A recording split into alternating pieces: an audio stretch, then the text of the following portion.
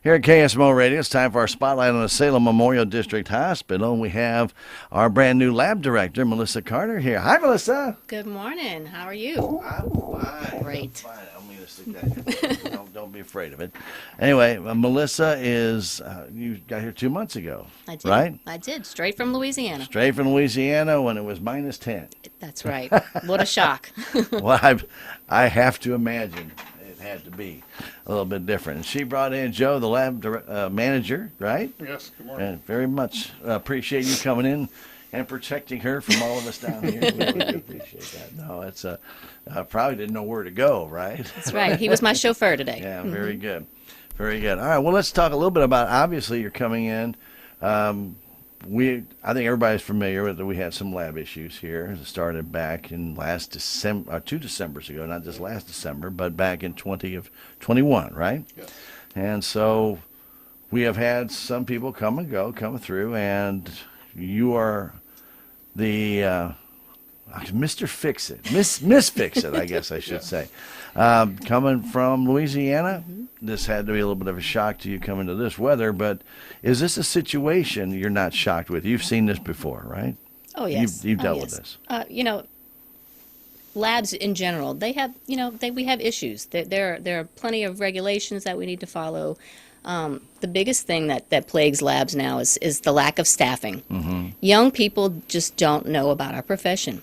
We need to get out there and get them educated to understand, that this is a position, this is a career that is terribly needed. So staffing has been an issue. We have lots of turnover. But we're hoping to maybe get the word out to our young folks here in town that this is an opportunity for them. Well, then let's talk about that just for a minute. Let's just concentrate on that. What does it take for somebody, or what type of schooling do they have to work in a lab? So typically there's a bachelor's degree in Okay. clinical laboratory science. I did just find out that at our university here is at S&T. Missouri S&T actually has a lab tech program. They're fixing to start, yeah. I did not know that. Oh, Next yes. year they're going to start it. What we understand is it's going to start this calendar year. But Wow. it's a 4-year degree as a college. Lab sciences. Much needed. Yes. Much Yeah, needed. very excited to hear that. That's a very good. So somebody doesn't have to go very far, and they can actually, still be at home and go to S&T and get that degree, or go on campus, live on campus. But just a bachelor's degree in clinical labs. Is that it? Well, there's a board you have to sit Okay. for. Don't forget about that. Well, Yeah. okay, no, I'll just, I mean, like an accountant, to be a CPA, you got to sit on the board, but you don't have to do one. You can graduate from college and put your little shingle up, and say you're an accountant. That doesn't mean you know what you're doing. Yeah. Unfortunately, I've seen that happen before with people who graduate with an accounting degree and say, I'm ready for the world. You're not ready for the world coming out of college, and trust me, I graduated with an accounting degree, but I remember I had, I was very fortunate to have a class at Miami of Ohio. Visiting professor came in, he recruited me. And he goes, I want you in my class. I said, why? He goes, well, because you have practical experience. Because our family owned a restaurant, and my father had a wholesale meat distributorship. So he goes, you know what accounting actually is about. Most of these people just think it's about numbers. He says, you know the real life part of it. He goes, I want you in this class. He goes, we're going to talk about not just issues today, but issues to come. And I thought, oh, okay. I just sliding down. That's just a little bit loose. And so I took his class, and it was probably the best accounting course I ever took, because they were talking about things that were changing. Now, this is back in the 80s. So, they were talking about, different types of depreciation methods and things of that nature. So, yeah, I'm glad about that. Also talking about the new things about cost analysis and different reports and things that had never even been discussed in any of my accounting classes. When I found out about it, I said, you know what, I'm not sure I really want to go into this full-fledging and be a CPA, and this may not be what I really want to do. I want to deal more with people on the accounting side, and basically this was taking people away from the accounting side. You were just going to go be a number cruncher for somebody, and that's going to be it, but you're just going to be crunching numbers with no real effect on a business or people. That really wasn't exciting to me, but I love my background, because I can walk into any business, give me day and a half, and I could figure out everything that they had going on. So that was the pretty cool part about it. But the other part is that how can I help if I don't know how the people are what makes things work? And if you can't relate to the people as an accountant, what are you doing? Okay, so that was a big part of that. In the labs, it's the same thing, though. Lab people, you deal with people all the time. Well, I've always likened it to if you don't want to be in direct patient care, be a nurse or a doctor, come be a lab tech, because we're still helping people from the behind the scenes. We're needed just as much as those nurses and doctors are. Absolutely. You come in, get your blood drawn, and then you guys put together the puzzle. Yeah, without us, the doctor is just guessing. Well, that's exactly right. That's why I said you're putting together That's the right. puzzle. You walk into a doctor, nurse practitioner, you have an issue, a problem.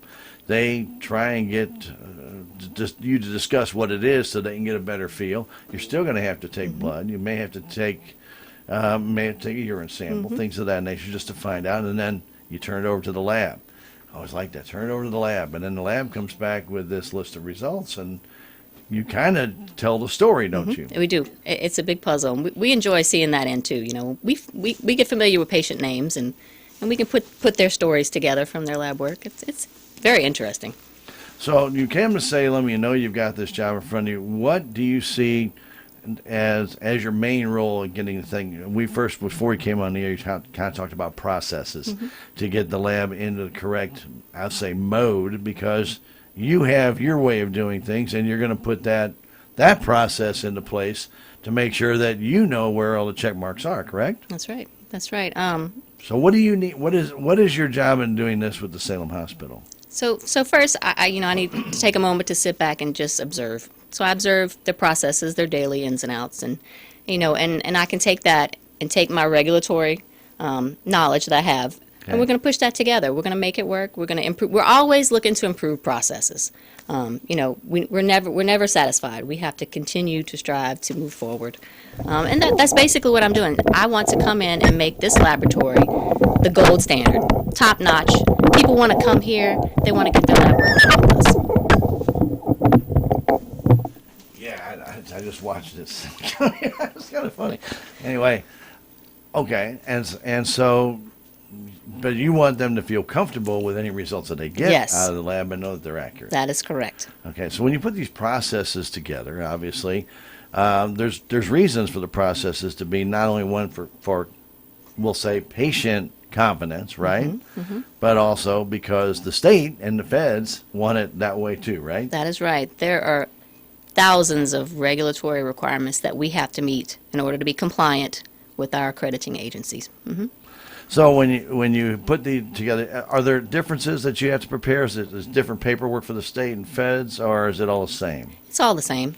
Okay, so as long as you have all your T's crossed and your I's dotted, you're in good shape. That's right. And you do need to make, and it has to be available immediately upon when they come in, correct? That is correct. That is correct. So That has kind of organization, been an issue, yes, hasn't it? organization is a big thing that we need to work on, and in order, because when they do come in, they do require us to retrieve things within a 2-hour time frame. And if things aren't organized and where they need to be, then we can't find them, and we can't present those in a timely manner. Right. If you can't find them, they're not going to go That's look right. for them. They're That's just going right. to. That is not their job. They're That's going to give you a right. little red check, aren't That's they? right. Yeah, That's and right. a little red check's not a good thing. No. for the hospital. So, so you've done we talked a little bit before she came on the air because I had never met Melissa before, and I'm fortunate to meet her today. You come from Louisiana. You've been doing this 17 years, and this is what you're good at, right? Right, right. And this is new for me. I come from a huge hospital system. I mean, we're talking 5 or 6 facilities with 1,000-bed hospitals. So to come here to a critical access little bitty hospital, this was different for me. But I'm gonna tell you what. From the time I drove into town until today, I have had nothing but kindness from everyone, even within the hospital, outside the hospital, when they recognize my accent. You're not from here. What are you doing here in Missouri? And I tell them, I'm here for a reason. But it's been a great experience. This is a culture shock, don't get me wrong, sure. but I really like living here. This is where I should have been. There's something to be said. I came from the big city, and I came down here, and I at the time when I came here, it was a 5-year plan. Everybody has a plan, right? you know, you have your 5-year plan. I'm going to come down and do this, this, this, and this, and then, you know, I'll outgrow that and I'll move on. You know, but the longer I was here, and I still like going back. My parents lived in St. Louis, and a lot of my friends were in St. Louis. I still like going back, and I still know St. Louis like the back of my hand. But, you know, once I got down here and started just kicking back a little bit, it wasn't so bad. Oh yes, I enjoyed the You change know, of pace. yeah, I really and- have. and I've enjoyed it. so here I am still. 38 years later. I worked in St. Louis several years too. It's the same thing. I don't miss the traffic. I don't miss the No. pace and stuff like that. You can have too many people there. Oh, yeah. Yeah, and the thing is too is you have a lot more to do, but at the same time you have a lot more congestion, and then you have a lot more things that can go wrong too as well. So, you know, you have to somebody, you know, I cover the sports for Salem Tigers, and so I just was there last night. In our conference, it's 2.5 hours down, 2.5 hours back, you know, just for a conference game, you know. And then when you say that in St. Louis, when you go up there and play a St. Louis team, it's 20 minutes for their furthest, you know, furthest team that they got to go play, 20 minutes.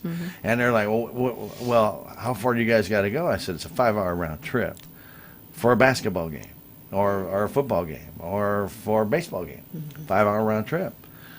That's a long time to be on the road just to try and get to your destination and back. So, not to mention the game time itself, so you get there. So it's an 8-hour day to cover one sporting event, and that's just the way it is. Now, yeah, we have some closer, but our closest one's 45 minutes in our conference, you know, because we're on the far end. So it does happen. There's the same way to come here, and also to Ava and things of that nature. So the ones on the ends have the longest places to go, the Avas, the Thayers, and Salems.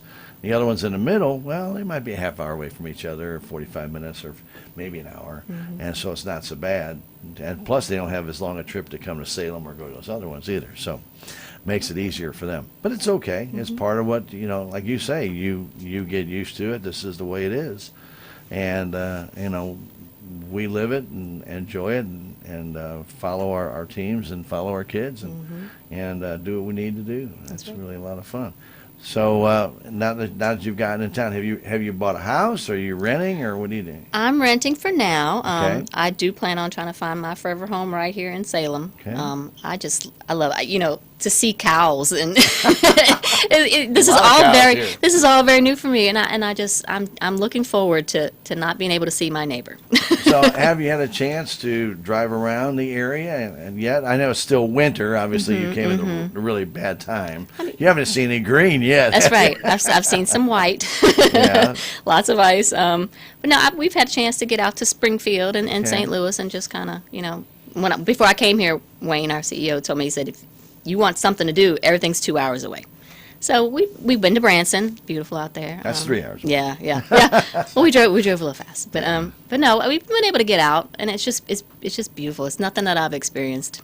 I've lived my entire life in Louisiana, in the city, you know. Oh, so you've not really been a country girl No, out in the country, no. get a chance to go out and walk the forest. Right. No, you did realize when you came here that we have about a third of our county is national forest. I did see that. Mark Twain, I saw the sign, yeah.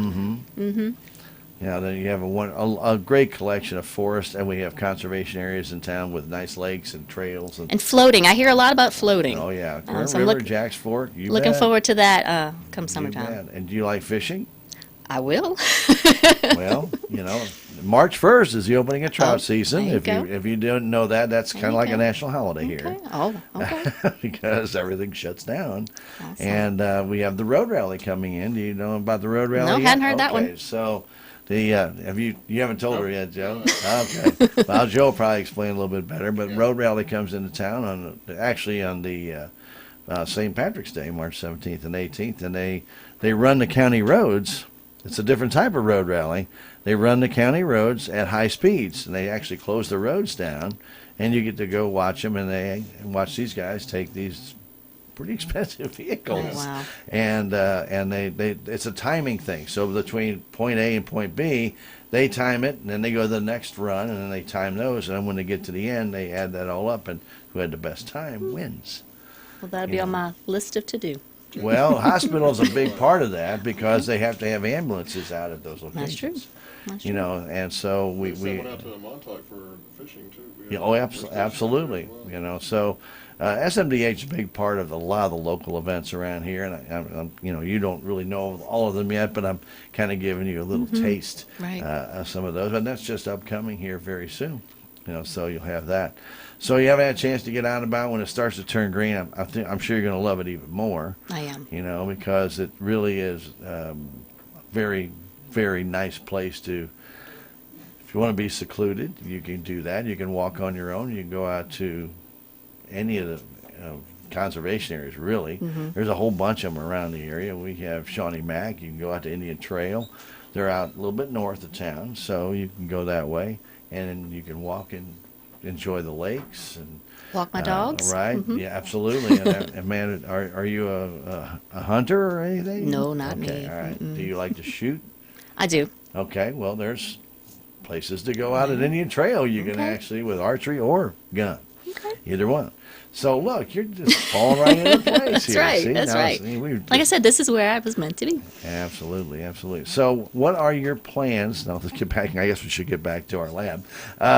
What are your plans for the lab? Where do you see it right now? How far have you been able to get with your, I won't say reconstruction, but your reassessment and now your evaluation of the lab? Where do you see it? Is it about 80%, 90% where you think it needs to be? I'm not talking about statewide. I'm talking about where you're happy with it, because I've never met a person in charge that's ever been totally 100% happy with everything is, because everything changes every day. We're always trying to improve. You know, That's right. we will never hit perfection, but we strive to get as close as possible. But from what I've seen, our core processes, the lab work that we do, is good.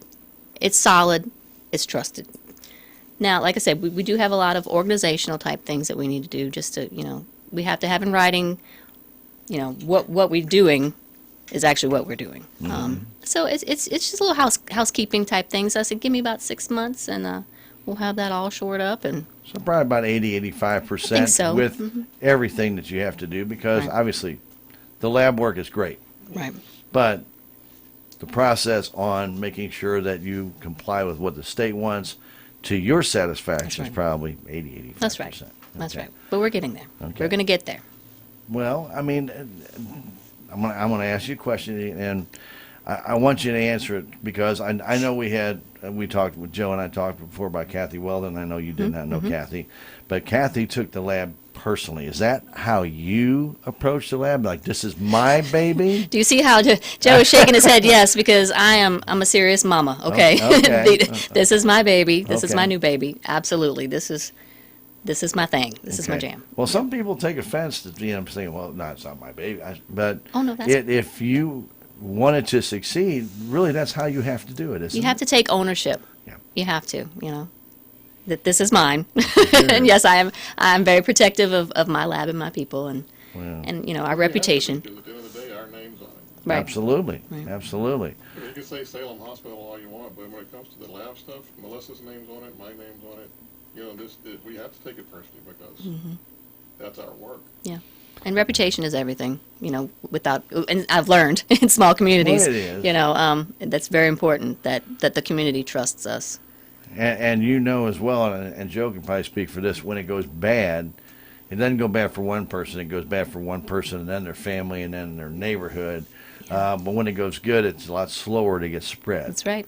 You know, because, and let's be honest, if you don't need to go to the hospital, you're probably not going. And then when you do need to go, you know, first off, if you have to go to the hospital, like I did when I had COVID, people say, well, how was it? Well, you got COVID, you know, you don't really want to be there, you know, but I was treated great. I got the test that I need. I knew, you know, this isn't where I want to be, but you're not going anywhere. Right. You know, that was during the big COVID time. So I got the tests that I needed to get done. I got good treatment. I got everything that I could ask for. And, of course, I really felt for the nurses that had to keep getting put into what I kind of call the hazmat suits right. to walk in, and I hated hitting a button for them to come in and just reset something, because they had to get all dressed up in this, and then, like they're taped up, and then they come in and flip a button and go walk back out. Gosh, what a waste of time and what a waste of expense for that gown and everything just gets thrown away. Yeah, but that's for your safety and their well, safety. it was. Yeah. But I mean, but that's why I hated to do it though, because I can imagine. I'm thinking to myself, you had to get all dressed up just to go to one patient, and as soon as you're in there, bell rings. You need to go somewhere else. You got to come out. You got to take all that off, put it all back on. That's right.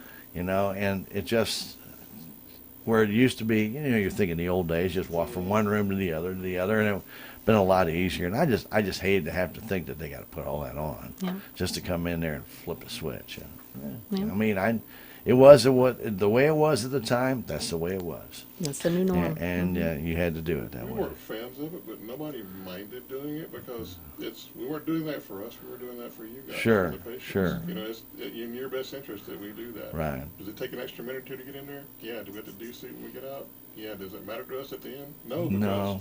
we took care of the patient the way we were supposed to. I know, Joe, but the accountant in me kept bringing up dollars every time that went off and back on. I'm thinking $28, $28. Well, that's the Well, what makes you You know. feel better? Those disposable suit comes in giant cases of like 100. Yeah, but it doesn't matter to me. That's the price of healthcare, though. Well, it's great. It's great. So, very good. Well, we are pleased to have you in town. I know this is out of your comfort zone, and we do appreciate you coming in and spending some time with us. We look forward to the next time you're here, because I want to hear all about your adventures in Dent County. Okay. Because then you'll be here for probably about a year. So you'll have all the seasons. You'll get to see everything. Well, Not just the cold, yeah. Well, not just the cold, and really, and Joe can attest to this. Sometimes in February we have 70-degree days, and then you turn around the next day and it's 10. And that's the kind of culture shock that people sometimes just aren't used to. Yeah. I had that on my Facebook memories a few days ago when it was 70 degrees and we were at the park with my daughter taking pictures, and it was February. Mm-hmm. But yeah, we're outside grabbing on the windows. Missouri So- weather is unpredictable. So, just as a little warning, the heaviest snows you ever had in the state have all come in February. He's warned me. Okay. This Yeah. is my first week I was here. I was like, tell me all about it. Well, we're a third of the way through, so not too bad. But we do really appreciate you coming to town. We hope and welcome you as a new resident, and we hope that you enjoy your stay. And we look forward to the work you're doing at our hospital to solidify it. And in the future, we look forward to having you back and discussing your love of Dent County. Yes, thank you. I appreciate you having us today. Well, we really enjoy having you here. Joe, thank you for coming in, spending some time with us as well. On our Spotlight on SMDH, brought to you by Inman Insurance. Civic